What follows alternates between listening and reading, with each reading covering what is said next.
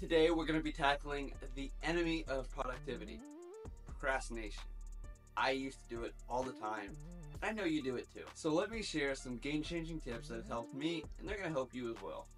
Once again, you need to set clear, achievable goals. Knowing what you need to accomplish gives you a roadmap and reduces the temptation to procrastinate. In the previous videos, we talked about your SMART goals, and you guys are currently making a GSD list every morning. Completing your GSD list basically means that you win the day. You did everything you were supposed to. So if you complete this by noon, guess what? You won the day before lunchtime. One of the biggest things that has helped me is take these big tasks that you have and break them into smaller little steps. It's all about taking one step at a time. How do you eat an elephant? One bite at a time. So for example, I already know that you have a honeydew list and you just see this big list. But that's because you're just looking at the big picture. You need to see all the little tiny things that you need to do. Look at each task individually. Same thing for the gym.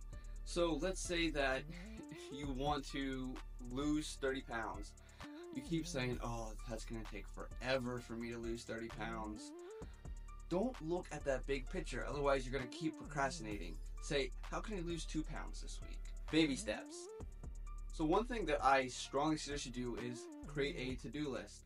So you can throw this into your GSD list, but I strongly suggest that you do this separately, especially if you have a lot of tasks that you probably can't complete all in one day. So I'm going to show you guys how to prioritize them and make sure that you actually complete the one that is the most important, and we're going to go down the list. You also need to set realistic deadlines. As I said before in another video, you guys need to also cut your deadlines in half. So I think the example I used was losing 30 pounds. Yes, you can do that in a year, but you can also do that in 6 months. Having a sense of urgency can be a very powerful thing for getting things done. As I said, Parkinson's law, everything allots to the amount of time that you give it. So if you say, I'm going to do it in this amount of time, it's only going to take you that long. Another thing that you really need to do is identify and eliminate distractions. This guy here.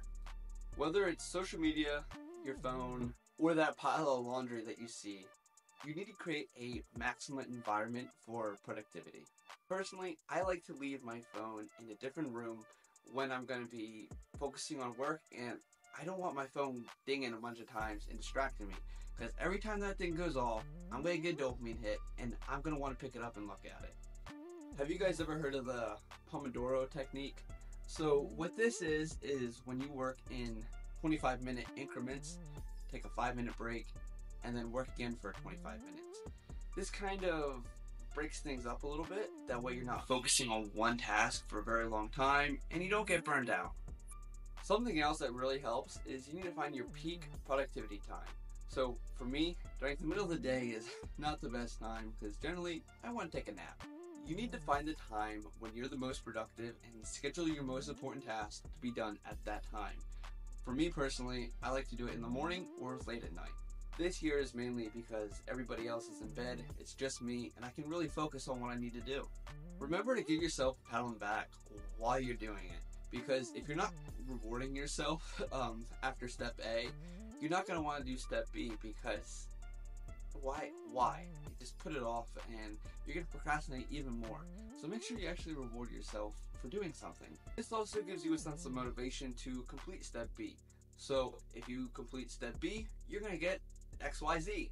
The hardest part is just getting started, but I promise you once you do get started, that momentum will carry you through. So just start. What I would like you to do for the exercise is I want you to post in the Facebook group what you procrastinate about the most and why you think you procrastinate about it.